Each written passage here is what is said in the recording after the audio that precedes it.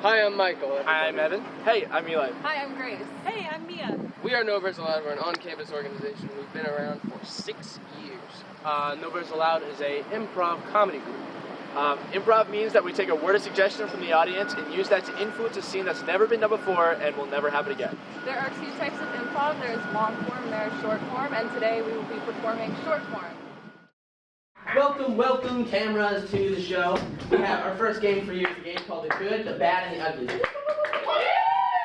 Alright, these 3 experts here are good advice givers. They all have doctors in advice giving. How do we decide to do this? I guess just, this is our good advice giver. This is our bad advice giver. Bad. PhD.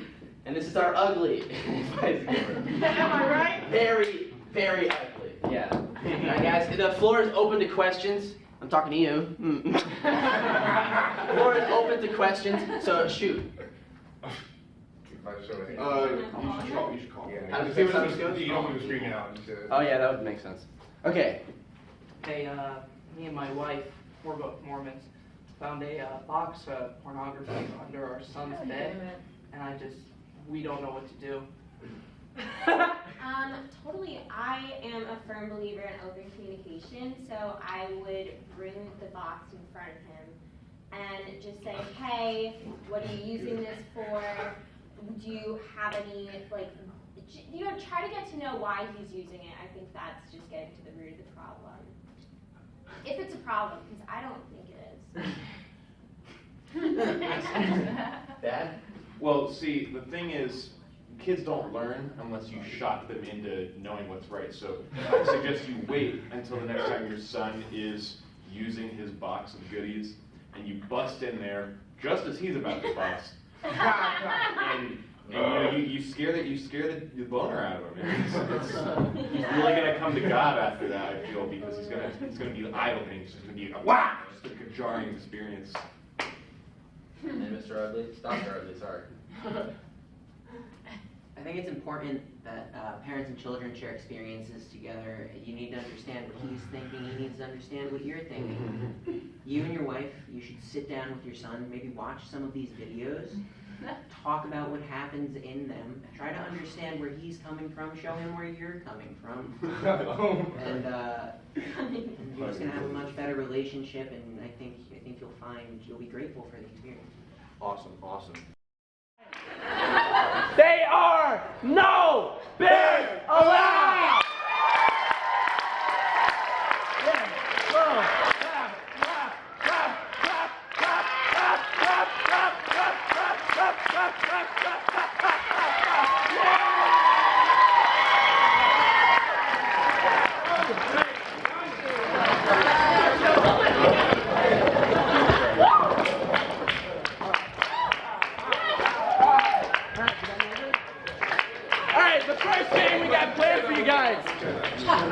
Pull them up. First game we got planned for you guys is an advice show of sorts.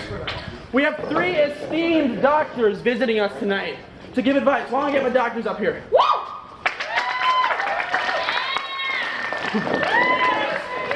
We have here Dr. Good. She will give you great advice, good advice. We have here Dr. Bad, very esteemed. He will give you bad advice.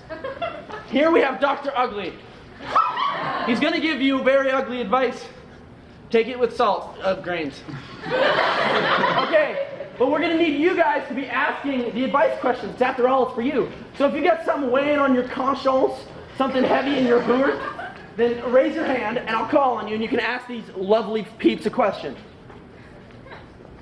Yes.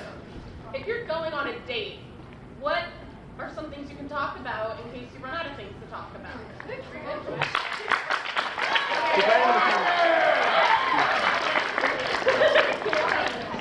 Well, this has actually happened to me quite a few times. I date often. And one thing I do to make sure conversation never runs dry is to stalk them previously on Facebook, Twitter, Instagram. If you met them on Tinder, make sure you're familiar with their bio so that you just you know what they like, cater to them. Don't talk about yourself because it's really selfish. Dr. Bad? Well, dating can be really hard and really scary for a lot of people. So I find that the best thing to do is just not stop talking. And if you don't stop talking, they can never talk. So you can never like if they're wrong about something, that never comes up. And so it's usually a much better date if you, just don't let them talk ever. I agree. I've often found if you don't know what to talk about, it's you're just a boring person. You're not worth talking to. Which is why when I'm on a date, I tend to lie profusely. And if you think I don't know what to say right now, just make it up. If she says, what do you do for a living? Of course I work at Publix, but I'm a doctor. Take that for what you will.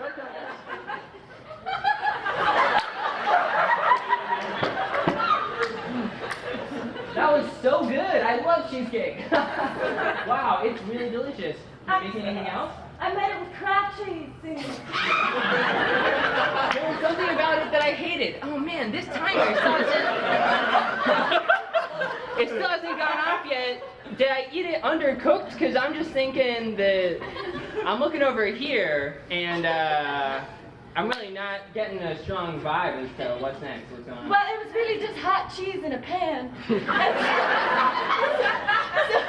you didn't really eat it undercooked. It's cheese doesn't have to be cooked.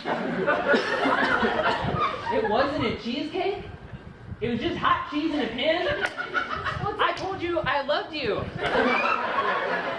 And you just gave me hot cheese in a pan?